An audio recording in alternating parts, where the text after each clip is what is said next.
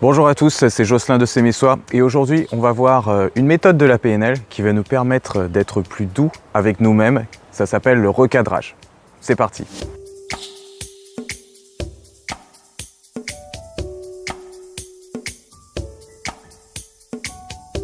Alors vous avez peut-être déjà connu des gens qui sont durs avec eux-mêmes.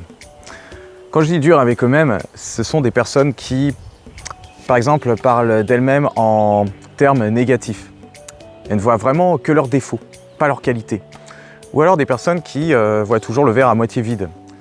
C'est-à-dire elles pourront avoir eu des petites victoires dans la journée, mais elles s'acharneront sur des petits détails où elles ont échoué, où tout n'est pas allé comme elles le souhaitaient. Il y a aussi des personnes qui ont la sensation de ne faire jamais assez d'efforts, de jamais en faire assez, et qui ont l'impression de jamais être dans l'aboutissement de leur potentiel, de ce qu'elles pourraient faire. Donc elles restent sur leur faim et elles vont vraiment y rester en termes désagréables au niveau de leurs sentiments.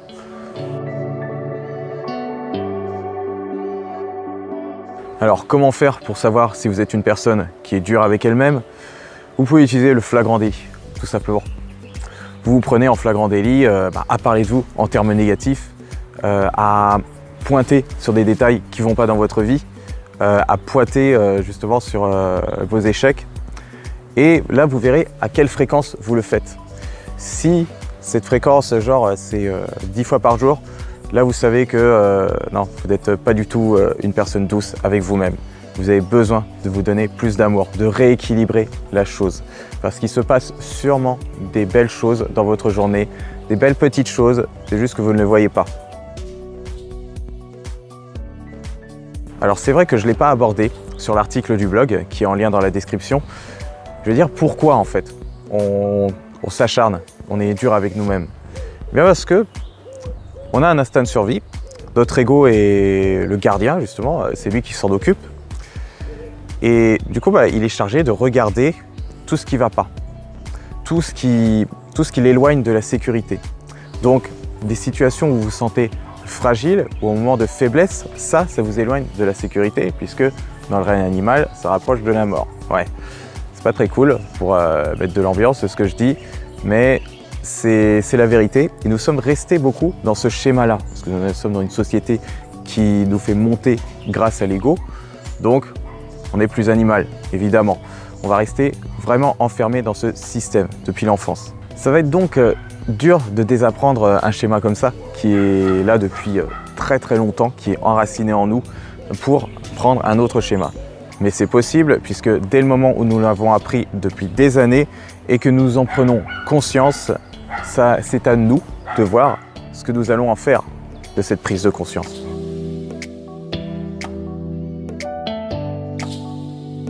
Pour être plus doux avec vous-même, il y a plusieurs façons de faire. Alors, moi personnellement, j'aime bien les changements de point de vue. C'est-à-dire vous adoptez le point de vue de quelqu'un d'autre vis-à-vis de votre situation. Peut-être que ça vous est arrivé de vous dire, d'avoir eu des moments désagréables dans le passé et d'en rigoler aujourd'hui. C'est assez particulier de se dire ça parce que à l'époque où vous étiez en train de vivre ce moment que vous n'appréciez pas du tout, vous serez mal vu venir du futur en train de rigoler de votre situation. Vous voyez ce que je veux dire? Et pourtant, c'est ce qui se passe en ce moment. Vous avez changé de point de vue. Vous avez changé tout court au niveau de ce que vous êtes. Donc, pourquoi ne pas le faire maintenant? Comment vous pouvez vous y prendre? Eh bien, imaginez quelqu'un d'autre être dans la même situation que vous. Comment vous pourrez tourner ça en dérision? Comment vous pourrez prendre du recul? Qu'est-ce que vous pourrez en apprendre, justement? Qu'est-ce que vous pourrez apporter comme ressource à cette personne aussi? Et là, ça vous permet vraiment de dédramatiser, d'avoir du recul par rapport à la situation, d'être moins dur avec vous-même. Vous pouvez utiliser aussi le second degré. Oui, puisque dès que vous avez pris du recul, vous pouvez peut-être tourner votre situation en dérision. Le fait que vous rigoliez quelques temps après. Le fait de faire ces deux choses, ça vous permet d'enrichir votre vision du monde également. Vous adoptez plusieurs points de vue. Rappelez-vous, donc vous utilisez aussi vos ressources pour adopter ces points de vue-là. Vous bougez l'énergie qui est en vous. Et vous déplacez peu à peu votre vision du monde, vous la décalez, À force de faire ça, vous allez voir que ça vous apporte plus de bien.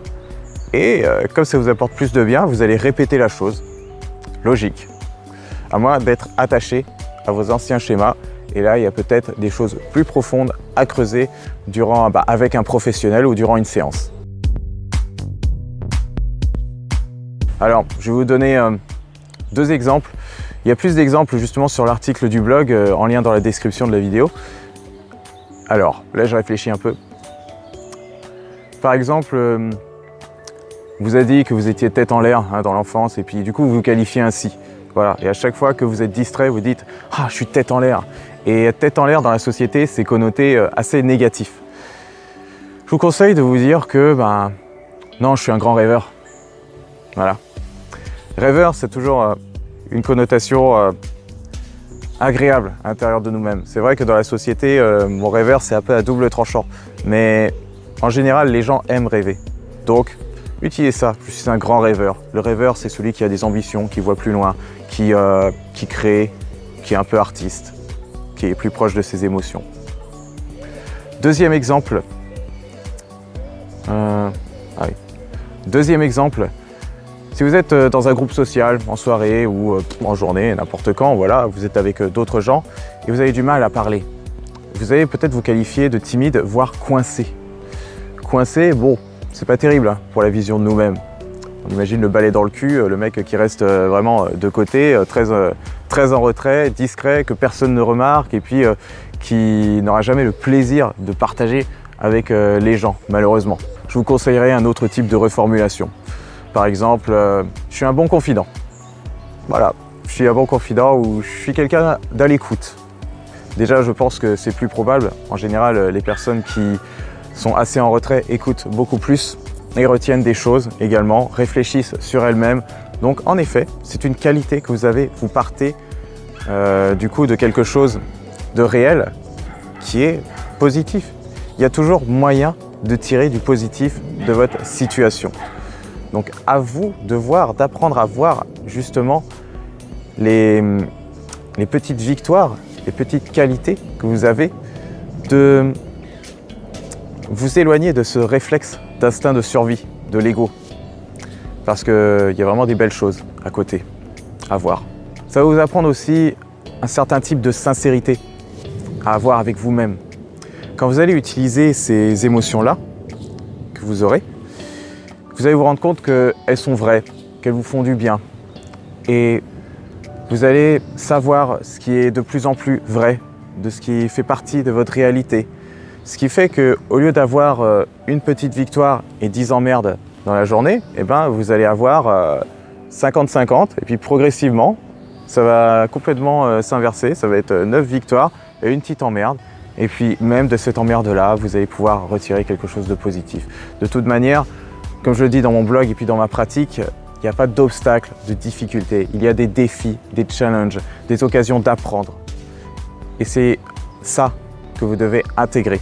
Le recadrage est un des outils de la PNL qui le permet, parmi tant d'autres. Mais je vous invite maintenant à l'utiliser, vu que vous avez vu cette vidéo jusqu'au bout. D'ailleurs, je vous propose de laisser un petit like, de la partager si vous avez aimé, ou peut-être pour aider quelqu'un, et de suivre la chaîne YouTube. Je vous dis également à bientôt pour une prochaine.